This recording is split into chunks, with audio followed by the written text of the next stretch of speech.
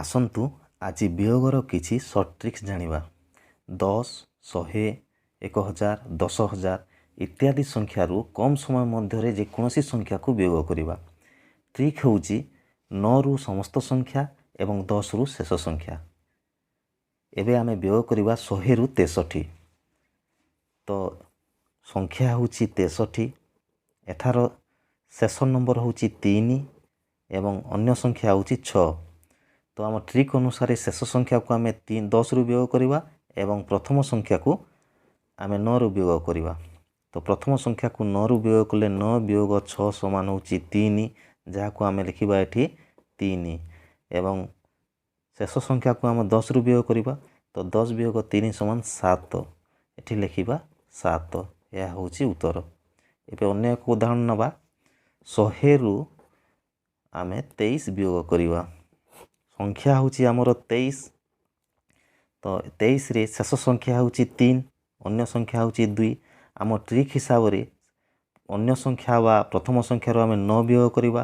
9ରୁ 2 ବିୟୋଗ କଲେ ହେବ 7, ଯାହାକୁ ଲେଖିବା ଆମେ ଏଠି 7 ଏବଂ ଶେଷ ସଂଖ୍ୟାକୁ ଆମେ ବିୟୋଗ କରିବା 10ରୁ। ତ 10ରୁ 3 ବିୟୋଗ କଲେ ହେବ 7, ଏଠି ଲେଖିବା 7। ଏହା ହେଉଛି ଉତ୍ତର। ଏବେ ଆସନ୍ତୁ 1000ରୁ 253କୁ ବିୟୋଗ କରିବା। ସଂଖ୍ୟା ହେଉଛି 253। ସେହି ସମାନ ଟ୍ରିକ୍। ଶେଷ ସଂଖ୍ୟା ହେଉଛି ଏହା 3, ଯାହାକୁ ଆମେ 10ରୁ ବିୟୋଗ କରିବା ଓ ଅନ୍ୟ ସଂଖ୍ୟା 2 ଓ 5କୁ ଆମେ 9ରୁ ବିୟୋଗ କରିବା। ତ 9ରୁ 2 ବିୟୋଗ କଲେ ଆମର ହେଉଛି 7, ଯାହାକୁ ଲେଖିବା ଏଠି 7। 9ରୁ 5 ବିୟୋଗ କଲେ ଆମର ହେଉଛି 4, ଯାହାକୁ ଲେଖିବା ଏଠି 4 ଏବଂ 10ରୁ 3 ବିୟୋଗ କଲେ ହେଉଛି 7, ଯାହାକୁ ଆମେ ଲେଖିବା ଏଠି। ଏହା ହେଉଛି ଉତ୍ତର। ଏବେ ଅନ୍ୟ ଏକ ଉଦାହରଣ ନେବା। 1000ରୁ 239 ଏହାକୁ ବିୟୋଗ କଲେ ଏଠି ସଂଖ୍ୟା ହେଉଛି 239, ଯାହାର ଶେଷ ସଂଖ୍ୟା ହେଉଛି 9 ଏବଂ ଅନ୍ୟ ସଂଖ୍ୟା ଗୁଡ଼ିକ ହେଉଛି 2 ଓ 3। ତ ଟ୍ରିକ୍ ଅନୁଯାୟୀ ଶେଷ ସଂଖ୍ୟାକୁ ଆମେ 10ରେ ବିୟୋଗ କରିବା ଏବଂ ଅନ୍ୟ ସମସ୍ତ ସଂଖ୍ୟାକୁ 9ରେ ବିୟୋଗ କରିବା। ତ 9ରୁ 2 ବିୟୋଗ କଲେ ଆମର ହେବ 7, ଏଠି ଲେଖିବା 7। 9ରୁ 3 ବିୟୋଗ କରିବା ହେବ 6, ଏଠି ଲେଖିବା 6 ଏବଂ ଶେଷ ସଂଖ୍ୟା ଯେହେତୁ 9, 10ରୁ ଆମେ 9 ବିୟୋଗ କଲେ ହେବ 1, ଏଠି ଲେଖିବା 1। ଏଇଟା ହେଉଛି ଉତ୍ତର। ଏବେ 10000ରୁ 2384କୁ ବିୟୋଗ କରିବା। ସେହି ସମାନ ଟ୍ରିକ୍। ଶେଷ ସଂଖ୍ୟା 10ରୁ ବିୟୋଗ ହେବ ଏବଂ ଅନ୍ୟ ସମସ୍ତ ସଂଖ୍ୟା 9ରୁ ବିୟୋଗ ହେବ। ଏଠି 2384ରେ ଶେଷ ସଂଖ୍ୟା ହେଉଛି 4, ଅନ୍ୟ ସଂଖ୍ୟା ଗୁଡ଼ିକ ହେଲା 2, 3 ଓ 8। ତ 9ରୁ ସିଧା ଆମେ 2 ବିୟୋଗ କରିବା ହେବ 7, ଏଠି ଲେଖିବା 7। 9ରୁ 3 ବିୟୋଗ କଲେ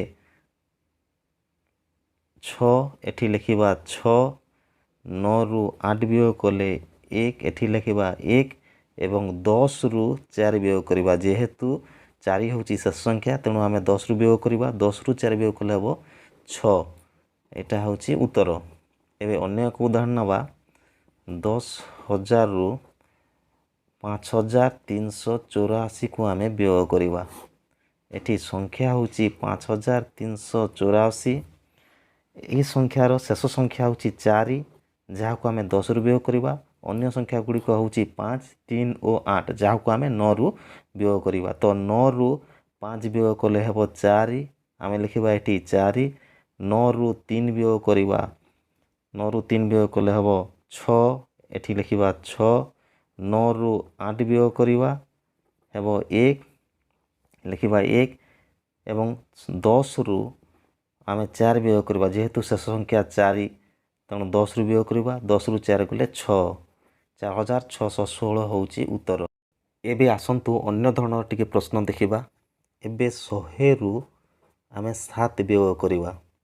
ଯେହେତୁ 7 ଏକ ଅଙ୍କ ବିଶିଷ୍ଟ ଓ ଗୋଟିଏ ମାତ୍ର ହିଁ ସଂଖ୍ୟା 7, ତେଣୁ ଆମେ ସିଧା 10ରୁ 7 ବିୟୋଗ କରିବା। 10ରୁ 7 ବିୟୋଗ କଲେ ହେବ 3।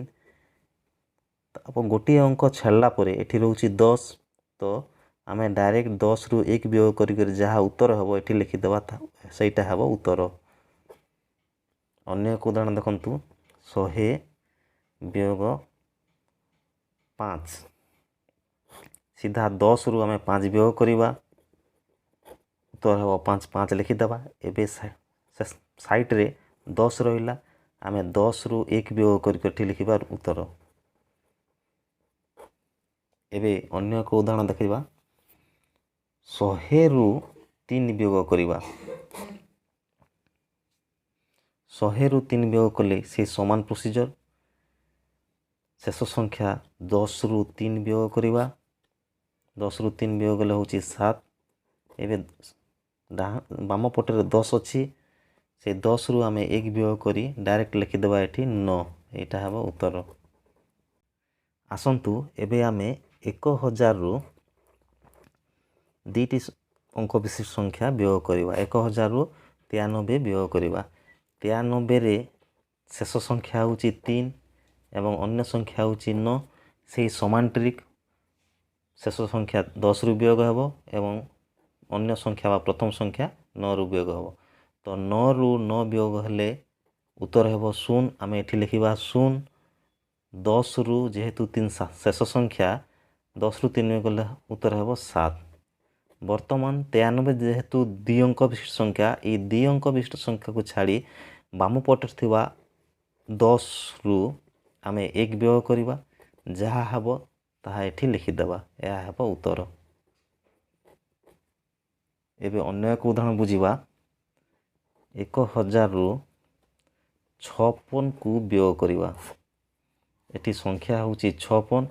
56ର ଶେଷ ଅଙ୍କ ବିଶିଷ୍ଟ ସଂଖ୍ୟା ହେଉଛି 6, ଯାହାକୁ ଆମ ଟ୍ରିକ୍ ଅନୁସାରେ 10ରୁ ବିୟୋଗ ହେବ ଏବଂ ଅନ୍ୟ ସଂଖ୍ୟା ହେଉଛି 5, ଯାହାକି 9ରୁ ବିୟୋଗ ହେବ। ତ 9ରୁ 5 ବିୟୋଗ କଲେ ଉତ୍ତର ହେଉଛି 4। ଆମେ ଲେଖିବା ଏଠି 4 ଏବଂ 10ରୁ 6 ବିୟୋଗ କରିବା, ଉତ୍ତର ହେଉଛି 4। ଏଠି ଲେଖିବା 4 ଏବଂ 2 ଅଙ୍କକୁ ଛାଡ଼ିଦେଲା ପରେ ବାମ ପଟରେ ଯେଉଁ ରହିବ 10, ସେଠୁ 10ରୁ 1 ବିୟୋଗ କଲେ ଯାହା ହେବ ତାହା ଲେଖିବା ଏଠି, ସେଇଟା ହେବ ଉତ୍ତର।